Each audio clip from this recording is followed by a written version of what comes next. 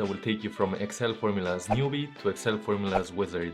And for this, we'll go over 10 of the most useful formulas and rank them in terms of difficulty, all the way from 1 stars to 5 stars. So let's get into it. Starting with level 1, first up we have the sequence formula, which, as the name kind of suggests, allows you to generate a list of sequential numbers. For instance, in this Excel file, which you can download in the description below, you can see that we have a list of 100 new employees over here. And so we want to put a sequence that's going to go from 1 to 100. So we'll go equals, sequence is the formula for that, press the tab key there, and the rows, we're just going to type 100, close those brackets, and hit enter. If you go to control down arrow all the way to the bottom, you'll see that you created a list of 100 right there. Now you might think that this formula is quite simple and there's not much to it, but there is a slightly more advanced version of it. For instance, suppose over here under ID number, Ashley here is employee number 500. So for this, we can go to equals, sequence again, press the tab key, and now for the rows, we still want 100, but this time around under columns, we'll just put 1, press the comma again, but we want to start at number 500 because there's already 499 employees in the company, say. Then you can close those brackets and hit enter, and now that's where you start. Next up in level 1, we have string functions like the right, the mid, or the left, and you're probably wondering what I'm talking about, so let me show you on Excel. Here's a scenario under the second tab. You can see that we have a small table with the store ID followed by the products that are going to that store alongside their contact information over here. And so we want to find out the calling code, which essentially is the +34 area, alongside the country code, which for Madrid would be the ES here. So first we'll go left function, press the tab key. The text is gonna be this area over here that we want, and we want the first 3 characters. Close those brackets and hit enter there. From here, you'll go all the way back to the first one and press the shift down arrow all the way to the bottom here and go Control D. That's gonna drag it all the way down for us. Same concept with the country code, and you probably guessed it, it's the right hand side now. Press the tab key there. We'll go location as Madrid, press the comma, and the number of characters going from the right side, we want 2 characters. Close those brackets and hit enter. And again, shift down arrow all the way to the bottom here and press Control D. Alright, moving on to level 2. And here we're going to be looking at date functions, so functions like today, weekday, and week number. And here's the scenario. So we've got all of these products over here that are coming on a specific date. Now we want to make sure that this date isn't a Sunday because we don't work on Sundays in the warehouses. And so to make sure of that, you can either go one by one and try to see whether that's going to be a Sunday, look it up on Google maybe, but that's obviously quite a tedious process. And instead what we can use is the weekday function. So we'll go equals, weekday, press the tab key there. And so the date that we're interested in is this one, comma. And here we're going to be able to specify, hey, do you want the Sunday as the first day or do you want the Sunday as, say, day 7? In our case, let's say we go for the conventional Monday through Sunday. So you'll press the 2 there, close those brackets and hit enter. From here, you can either press the Control D like before or go over here to the side and double click on it. Now you can start to see that, hey, this is a Sunday, so we should probably reschedule it. Same kind of concept goes for the week number. Suppose we don't work in a particular week in the year, we'll go equals, weeknum, press the tab key, same serial number, comma, and the return type, let's go for 2 again, so we stay consistent, and hit enter. And so now it's the same concept there. And lastly, it'd be useful to know the time to arrival. So essentially, which of these do we have to prioritize? Because we see there's quite a lot that are gonna come on a Sunday, but we don't want that. And so we need to find out how to prioritize them. For this, we can actually use the today function and see how far it is from today that they're gonna be arriving. So we'll go equals, we'll select the arrival date first, minus today, close those brackets and hit enter. And so we know now that this is gonna arrive 157 days from today. If you drag this all the way down, you're gonna start to see that, hey, maybe we should prioritize this very last one that's actually coming in 14 days. So we should probably contact them first. Next up in level 2, we have the if statement, which basically says that if a certain condition is true, then you should do one thing. And if it's false, you should do something else. So for example, if you like this video, you should like it. And if you don't like it, you should comment down below why you don't like it. Jokes aside, let's look at a real life scenario here. So we've got a company's balance sheet. And in case you don't know anything about accounting, all you should know is that the total assets, so this yellow line over here, should equal the total liabilities and shareholders' equity line down over here. Now to make sure of that, we can use an if statement. So we'll go equals if, press the tab key there. The logical test for us is that this figure over here equals this figure up here, press the comma key there, and the value if true, so what should happen if that is indeed the case, we'll put in brackets an OK sign, close those brackets, and then put the comma sign there, the quotations I meant there, sorry, and then the value if false, so if that's not the case, then we should put something in quotations like error. Then close those quotations, close the brackets, and then hit enter there. So the first one says it's okay, we'll just drag that across like so. And suppose I change this figure to say a 5 just to see what happens. You can see that that's going to change to an error sign there. Continuing on with if statements in level 3, but this time they're going to be slightly more complex because they're actually going to be two functions in one. A sum, which is obviously an addition, and an if put together. For this, we have this data set over here where we have the iPhone as the product, and we have the respective quantities for it, as well as the year it was sold in, say. So we have the 2022 iPhone sales that we want to find out here. But you'll notice that we have 2022 over here. We have a bit more of that over here, some more over here. And so we want to find a formula that's going to be able to sum all of them together. So we'll go equals sum if, press the tab key there. And the range here is going to be basically all of this years over here. Press the Control Shift down arrow to get to the bottom, comma. The criteria is that we want this range to equal to the 2022 number. Press the comma key, and the sum range is the area that we want it to sum. For us, that's going to be the quantity sold. Control Shift down arrow to get to the bottom, close those brackets, and hit enter there. And now you can see that we should have the whole sum over here. And if you're watching these formulas and wondering how you can apply them to the real world, I recommend checking out Financial Edge, which provides certified online finance courses and is also sponsoring this video. They're the instructors that teach the new hires at the top 4 investment banks across the globe, so you can get the exact same training online at your own pace. Their best-selling investment banker course goes over all the relevant skills you need to succeed in an analyst role. These include financial accounting, financial modeling, valuation, and more. And if you're interested in other areas of finance, they've also got courses on asset management, private equity, trading, etc. So if you're interested in checking them out, go to a link in the description below and use code KENJI25 to get 25% off their courses. Alright, back to Excel. A slightly more complex version of a SUMIF is a SUMIFS, so with multiple if conditions. For this, go to control page down, and here you can see that we have all our budget where we have our income alongside our expenses with the description and the amount for it. And suppose we're looking specifically at the month of April and we want to find out the base salary alongside all of the other expenses as well. For this, a normal SUMIF is not quite going to work because we have both a condition where we need to fulfill the month, so we need it to be the month of April, and we need to fulfill the category as we want it to be the category over here. That's why we're going to use a SUMIFS for this. We'll go equals SUMIFS, press the tab key.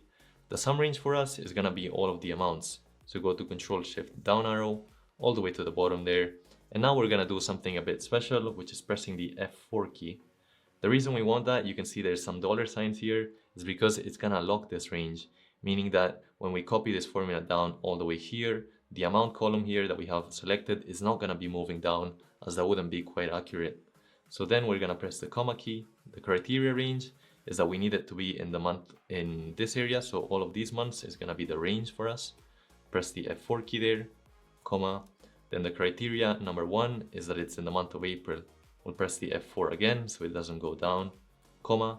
The criteria range number 2 is all the categories, so we'll select these areas here, Control Shift down, press the F4 key, comma. And the criteria 2 is going to be that it equals to the base salary. This one we don't have to press the F4 key because it's fine for us to be dragging it down because we need it to move down as well. Close those brackets and hit enter. From here we'll copy it and drag it down over here, and same thing down below, Control V. Moving on to level 4, and make sure you stick around until the end for 2 bonus tips as well. Here we're going to start with a vlookup, which allows you to look up data within a vertical table. So here's the scenario we're working with. We're looking at a data set of Coca-Cola products here, alongside their warehouses and how much quantity there is for each. And we'd like to know how much Minute Maid we have left and how much of all these other brands we have left as well. So for this, we'll go equals vlookup, press the tab key there, The lookup value for us is the min made. Press the comma key. The table array is gonna be this whole range over here. So we'll press Control Shift down, Control Shift right, and then we'll press the F4 key to lock that one. Press the comma key. The column index number, and this is a part that gets people confused, is basically VLOOKUP starts from the left-hand side and then goes towards the right. So we need to count the number of columns we need to find in order to get to the quantity. So for us, it's gonna be product as number 1, number 2, number 3, and the quantity, which is the one we want as the output, is gonna be the 4th one. So we'll put a 4 there, press the comma, and then for here, we're just gonna go false because we want exact match. Close those brackets and hit enter. And just to make sure here, we see that min made has a quantity of 10,550. If you go down right over here under the table, you can see that that's the exact same amount. So we know that's right. From here, we'll drag this down, just double click there. But you'll notice here that the very last one, Powerade, is giving us this error sign. We're not entirely sure why. If you press the F2 key, it seems like the formula is working fine. And so you'll notice that if you go under the products, the Powerade actually isn't there. And so that's why it's giving us this error sign. And that brings us to the second part of level 4, where we'll be looking at the IFERROR function, which essentially allows you to replace an error key with something else so that it's easy for people to understand and they don't think that the model is broken or something. So we'll go inside this Powerade cell by pressing the F2 key, go to the very front of it, and we'll go IFERROR, press the tab key, and the value is essentially what's gonna be right. So if there's no error, what should we put? So we'll put all of this area over here. We'll just skip towards the very end, press the comma key, and the value IFERROR, meaning if there is a mistake, let's put in quotations, we'll assume that it's out of stock, and so that's why it's not on this list. We'll just put out of stock, close the quotations, and hit enter. Here it says that I didn't close the brackets, so I'll just press yes. And now you can see that it says out of stock because there's no Powerade there. Had I changed this to, say, Coca-Cola, then all of a sudden it would change back to the actual quantity here. Moving on to level 5, and these are the most complex and useful formulas out there. And first up, we have the xlookup, which is very similar to the vlookup, other than it can do more things as well. So let's take a look over here. You can see that we have a similar data set to the one before, and here we have the product arrival date, and essentially we want to find out what brand arrived on which day.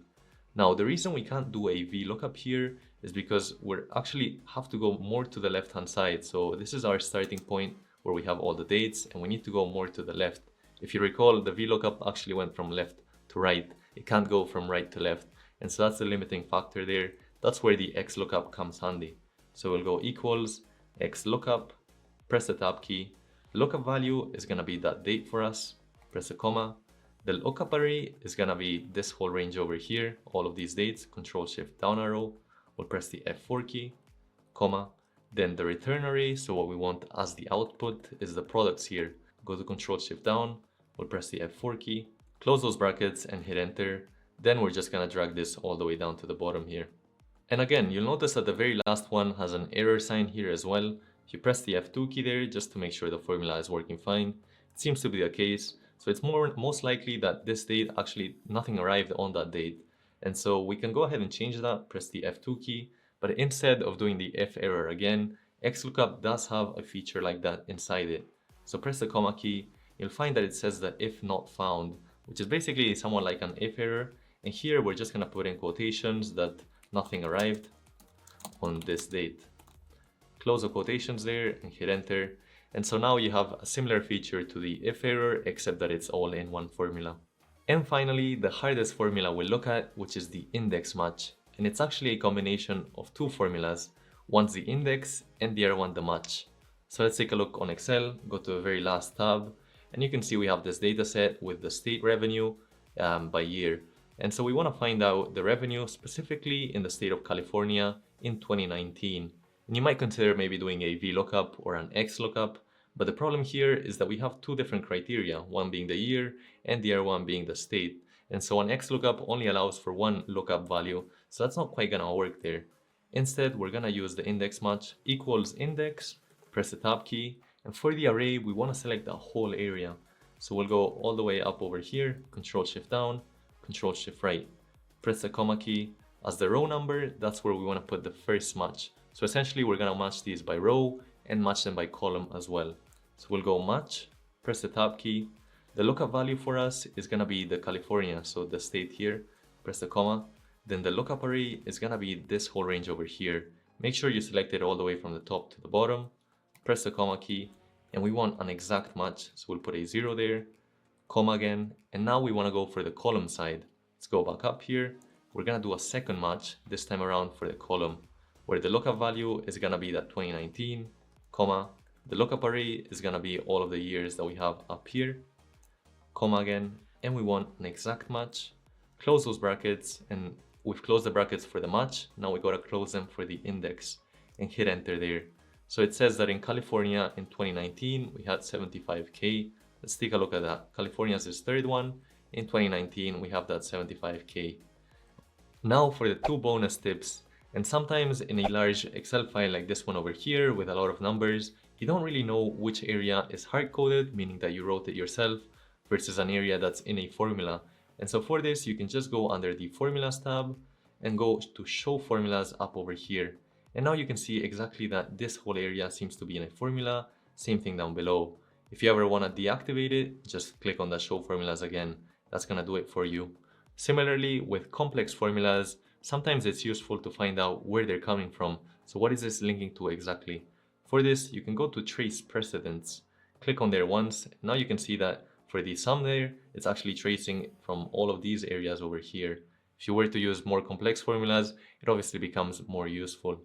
Go to remove arrows to remove that. Let me know in the comments if you knew these bonus tricks and how many formulas you knew out of 10. For more on Excel tricks, check out this link over here or this other link over here to learn more about Excel. Hit that like and that subscribe button if you liked it, and I'll catch you in the next one.